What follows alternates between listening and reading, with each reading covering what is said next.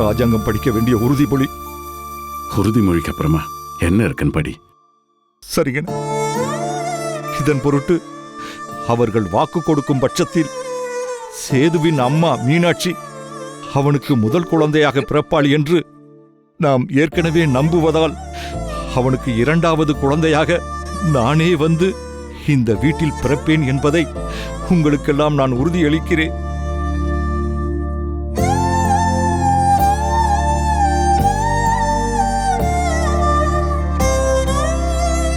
ஆனால் அப்படி ஒருவேளை சேதுவும் தமிழ்ச்செல்வியும் தங்களின் பிரச்சனைதான் தங்களுக்கு பிரிதென நினைத்து நான் சொன்னபடி செய்யாமல் எனது ஈம காரியங்களை நீங்கள் செய்யும் பொருட்டு என் ஆத்மா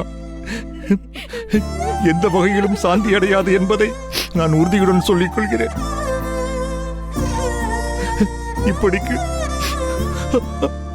வெள்ளத்தாய்.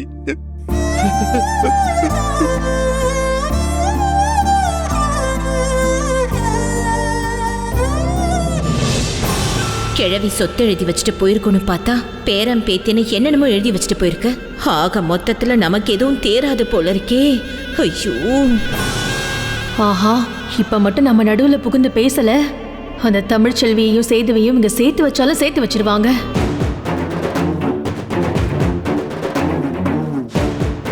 அண்ணே, என்னண்ணா இது?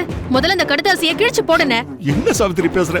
பின்ன என்னண்ணே, அம்மா ஏதோ சாவர காலத்துல புத்திமதி கெட்டு போய் ஏதோ எழுதி வச்சிருக்கனா, அத நடு வீட்டுல நின்னு இப்படி படிச்சுக்கிட்டு இருக்கீங்க. சேதுவையும் அவளையும் சேர்த்து வைக்கணும்னு சொல்லிக்கிட்டு இருக்கீங்க. இதுக்கெல்லாம் நான் ஒத்துக்கவே மாட்டேன் சொல்லிட்டேன்.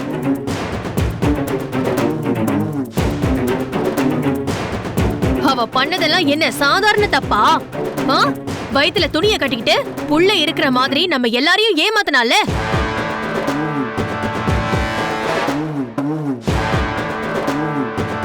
அதுவும் இல்லாம தோ இவளோட அப்பன் இந்த நிக்கிறாரே இந்த ஆளு, ஊர் முழுக்க போய் அண்ணன் பெயரை சொல்லி பணம் வாங்கி அண்ணனுக்கு கெட்ட பெயரை வாங்கி கொடுத்திருக்கான்.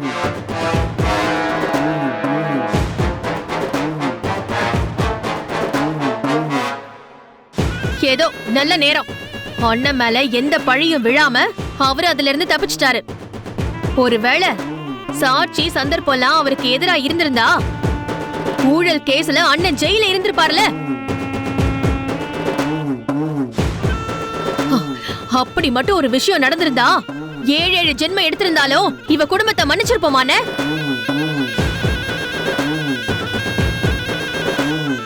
இன்னும் நமக்கு தெரியாம என்னென்ன தப்பெல்லாம் பண்ணிருக்காங்கன்னு எனக்கு தெரியலையே. சேதுவையும் இவளையும் பிரிக்கணும்னு சொல்லிதானே கோர்ட்ல கேஸ் போய்கிட்டு இருக்கு. அப்புறம் என்ன மதனி, நீங்க என்ன பேசாம அமைதியா இருக்கீங்க? அதான் நான் பேச வேண்டியதெல்லாம் நீங்களே பேசிட்டீங்களா தாச்சி? அதான் குறுக்க பேச வேண்டாம்னு அமைதியா இருக்கேன். ஐயோ பரவாயில்ல மதனி, பேசுங்க. நம்ம பேசலனா இங்க என்ன வேணா நடக்கலாம். பேசுங்க முதல்ல. மாமா, அதான் சேதுக்கும் தமிழுக்கும் விவாகரத்தை வாங்கணும்னு கோர்ட்ல கேஸ் நடந்துட்டு இருக்கல மாமா.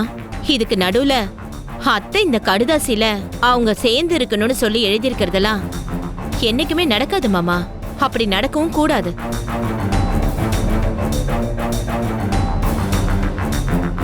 எனக்கு தெரிஞ்சு இதுல சம்பந்தப்பட்ட 2 பேருமே இதுக்கு விருப்பப்பட மாட்டாங்கன்னு தான் நான் நினைக்கிறேன். என்னப்பா சேது, உனக்கு எதுவும் இவ கூட சேர்ந்து வாழ்றதுல விருப்பம் இருக்கா என்ன?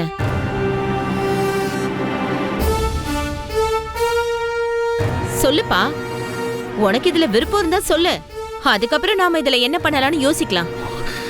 எனக்கு அவ கூட சேர்ந்து வாழ விருப்பம் இல்ல.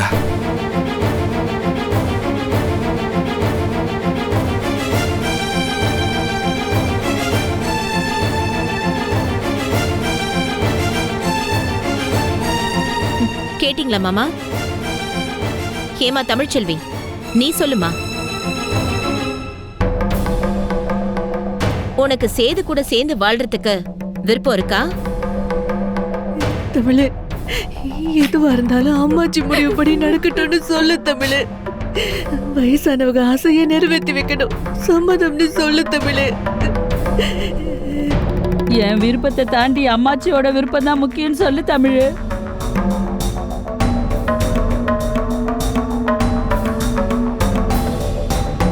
ஆயிரம் தான் இருந்தாலும் சேது உன் வயித்துல வளர்றது என் புள்ள கிடையாது.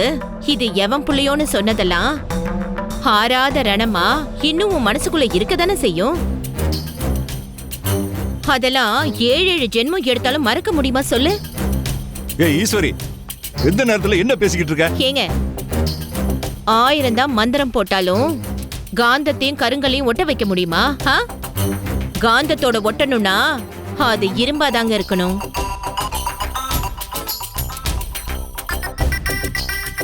அதை விட்டுப்புட்டு என் ஆத்தா ஆசைப்படுது, அவங்க ஆசைப்படுறாங்க, இவங்க ஆசைப்படுறாங்கன்னு சொல்லி இவங்கள சேர்த்து வச்சிங்கன்னா அந்த வாழ்க்கை இவங்களுக்கு நிலையா இருக்குமா? எப்படியாவது இழுத்து புடிச்சு அவங்கள சேர்த்து வச்சிடலாம். அது ஒண்ணும் பெரிய விஷயம் கிடையாது. ஏன், உறுதிமொழி எடுங்க, பத்திரத்துல கையெழுத்து போடுங்க, என்ன வேணாலும் பண்ண சொல்லுங்க. ஆனா சேர்ந்து வாழணும்னு முடிவெடுக்க வேண்டியது இவங்க இல்ல.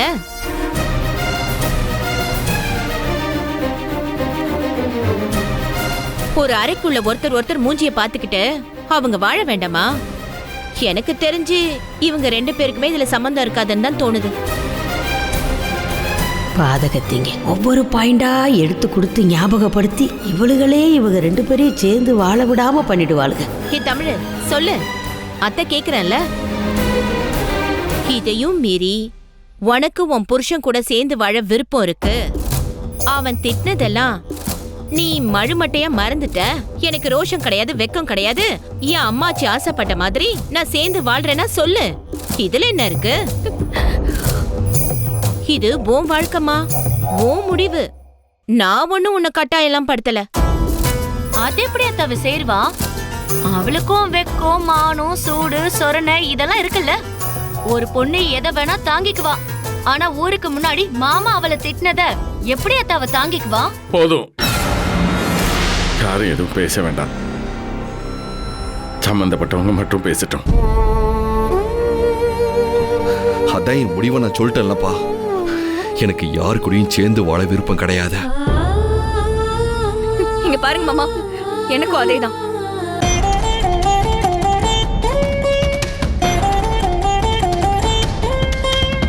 எனக்கும் யாரு கூடயும் சேர்ந்து வாழ விருப்பம் கிடையாது.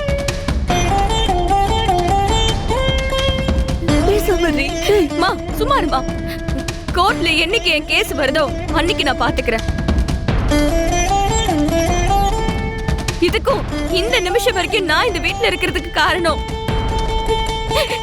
என் பிள்ளைக்கு அப்பா வேணும். என் புள்ள பிறக்கிற அன்னைக்கு நான் தான் உன் அப்பான்னு சொல்லி இந்த மனுஷன் என் குழந்தைய தூக்கி சொல்லணும். அதுக்கப்புறம் என்னவோ அதை நான் பாத்துக்கிறேன். போதுமா மாமா? சம்பந்தப்பட்ட 2 பேருமே சேர்ந்து வாழ விருப்பம் இல்லைன்னு சொல்லிட்டாங்க. பேசாம அந்த பேப்பரை கிழிச்சு எரிஞ்சிட்டு அத்தைய கொண்டு போய் நல்லபடியா அடக்கம் பண்ணிட்டு வர வழிய பாருங்க. ஆத்தி என்ன கொண்டு போய் குழியில தள்ளுறதுலயே இருக்காளுகளே. ஐயா, இங்க இருக்கிற பெரியவங்க எல்லாருக்கும் நான் வணக்கம் சொல்லிக்கிறேன். உங்க எல்லாரோட அனுமதியோட நான் ஒரு 2 நிமிஷம் பேசணும்.